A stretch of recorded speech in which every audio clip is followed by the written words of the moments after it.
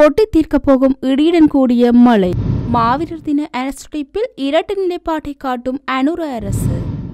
மாவீரர் நினைவேந்தல் தொடரப்போகும் கைதிகள். இலங்கை மத்திய வங்கி விடுத்துள்ள அறிவிப்பு. நாட்டில் ஏற்படவுள்ள தட்டுப்பாடு. அரசாங்கத்திடம் விடுக்கப்பட்டுள்ள கோரிக்கை. ரணில் அரசாங்கத்தில் 300 மதுபான உரிமங்கள்.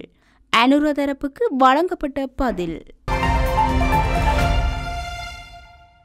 டிசம்பர் 10 முதல் வடக்கு மற்றும் கிழக்கு மாகாணங்களில் மழை நிலைமைகள் அதிகரிக்கும் என எதிர்பார்க்கப்படுவதுடன் நாடு முழுவதும் வடகிழக்கு பருவமழை படிப்படியாக நிலைபெறும் என எதிர்பார்க்கப்படுகின்றது. வளிமண்டலவியல் திணைக்களம் இன்று வெளியிட்டுள்ள அறிக்கையில் இதனை தெரிவித்துள்ளது. வடக்கு மற்றும் கிழக்கு மாகாணங்களில் பல தடவைகள் மழை பெய்வதற்கான சாத்தியக்கூறுகள் காணப்படுவதாக வளிமண்டலவியல் திணைக்களம் தெரிவித்துள்ளது. மேல் மற்றும் சப்ரகமுவ மாகாணங்களிலும் காலி, மாத்தறை, நுவரெலியா மற்றும் கண்டி மாவட்டங்களிலும் மாலை அல்லது இரவு நேரங்களில் மழை அல்லது இடியுடன் கூடிய மழை பெய்யக்கூடும்.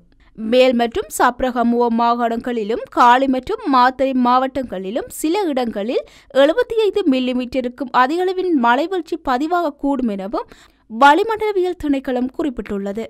மத்திய சப்ரகமுவ, தென், ஊவா, மேல் மற்றும் வடமேல் மாகாணங்களில் காலை வேளையில் பனிமூட்டமான நிலை நிலவும். இடியுடன் கூடிய மழையுடன் கூடிய தற்காலிக பலத்த காற்று மற்றும் மின்னலினால் ஏற்படக்கூடிய ஆபத்தை குறைப்பதற்கு பொதுமக்கள் தேவையான நடவடிக்கைகளை எடுக்குமாறு வளிமண்டலவியல் திணைக்களம் அறிவுறுத்தியுள்ளது. மாவீரர் தினத்தை அனுஷ்டித்தமை தொடர்பாக அனுர அரசாங்கம் இரட்டை நிலைப்பாட்டை காண்பிப்பதாக வி. மணிவண்ணன் தெரிவித்துள்ளார். யாழில் ஊடகங்களுக்கு கருத்து தெரிவிக்கும் போதே அவர் இதனை குறிப்பிட்டுள்ளார். அனுரகுமார திசநாயக்க தேசிய மக்கள் சக்தி ஆட்சியமைத்த பின்னர் நினைவேந்த நிகழ்வுகளை செய்வதற்கு எந்த ஒரு தடையும் இல்லை, அது மக்களுடைய உரிமை என்ற அடிப்படையில் அரசாங்கம் தெரிவித்தது.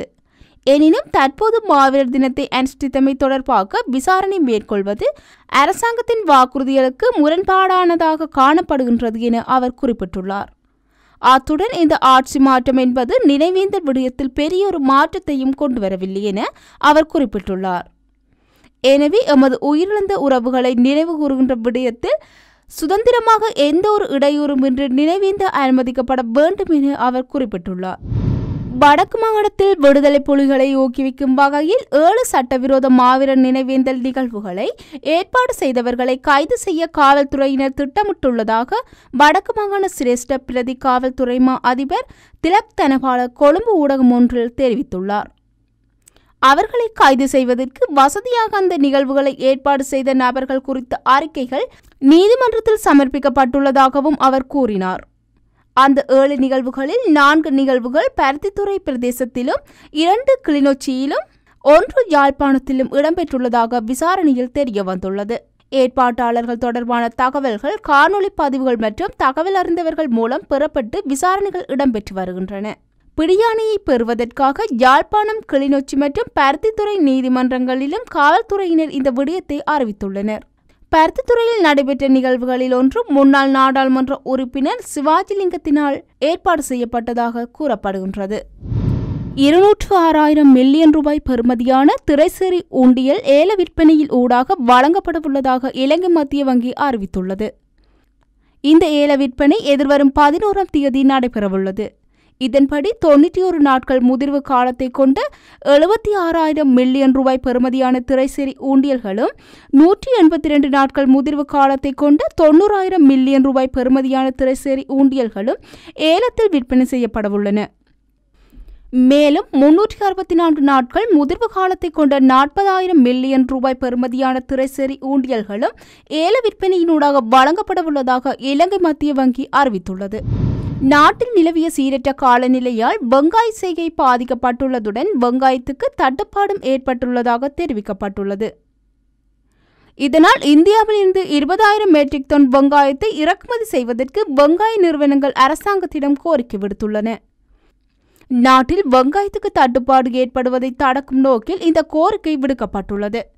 கடந்த காலங்களில் நாட்டில் நிலவிய மழை காரணமாக ஏற்பட்ட வெள்ளத்தினால் மன்னார், கம்பாந்தோட்டை மற்றும் புத்தளம் ஆகிய பகுதிகளில் பாரியளவு வெங்காய செய்கை பாதிக்கப்பட்டுள்ளதாக தெரிவிக்கப்பட்டுள்ளது.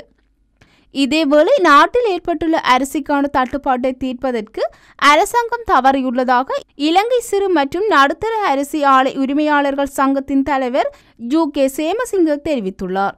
அரசாங்கம் அரிசி இறக்குமதி விடயத்தில் அசமந்த போக்கில் செயற்பட்டுள்ளது. அரிசிக்கான தட்டுப்பாடு நிலவிய காலப்பகுதியில் அரசாங்கம் விரைவாக செயற்பட்டு அரிசியை இறக்குமதி செய்திருக்க வேண்டும் எனவும் அவர் கூறியுள்ளார். கடந்த அரசாங்கத்தின் போது வழங்கப்பட்ட மதுபான சாலை அனுமதி பத்திரங்கள் எவையும் இரகசியமானவை அல்ல எனவும் அடுத்த ஆண்டு இன்னும் 300 உரிமங்களை வழங்க ஏற்பாடு செய்திருந்தோம் என்றும் முன்னாள் ஜனாதிபதி ரணில் விக்ரமசிங்க தெரிவித்துள்ளார். கடந்த அரசாங்கம் மதுபான அனுமதி பத்திரங்களை இலஞ்சமாக வழங்கியதாக எழுந்த குற்றச்சாட்டுகளுக்கு பதிலளிக்கும் போதே அவர் மேற்கொண்டவாறு தெரிவித்தார். ஒவ்வொரு அனுமதி பத்திரத்திற்கும் அரசாங்கம் கட்டணத்தை அறவிட்டுள்ளது. அவை சட்டவிரோதமாகவோ வழங்கப்படும். நாடாளுமன்ற உறுப்பினர்களுக்கோ அல்லது வேறு எவருக்கோ இலஞ்சமாக மதுபான உரிமங்கள் வழங்கப்படவில்லை. ஒவ்வொன்றும் 10, 15, 20 மில்லியனுக்கு விற்கப்பட்டது. இந்த அனுமதி பத்திரங்களில் அரசாங்கத்தின் வருமானத்தில் 4-5 பில்லியன் வரை சேர்ந்திருக்கலாம். நானும் யாருக்கும் இலஞ்சம் கொடுக்க வேண்டும். இவை எதுவும் இலவசமாக வழங்கப்படவில்லை. சில எம்பிகள் உரிமம் பெற சிலரை அனுப்பி வைத்திருந்தனர். ஆனால் நான் யாருக்கும் கொடுக்கவில்லை. அதனால் தான் யாரும் தனிப்பட்ட முறையில் பணம் சம்பாதிக்கவில்லை என்றார். சில எம்பிகள் உரிமம் பெற சிலரை அனுப்பி வைத்திருந்தனர். ஆனால் நான் யாருக்கும் கொடுக்கவில்லை. அதனால் தான் யாரும் தனிப்பட்ட முறையில் பணம் சம்பாதிக்கவில்லை என்றார்.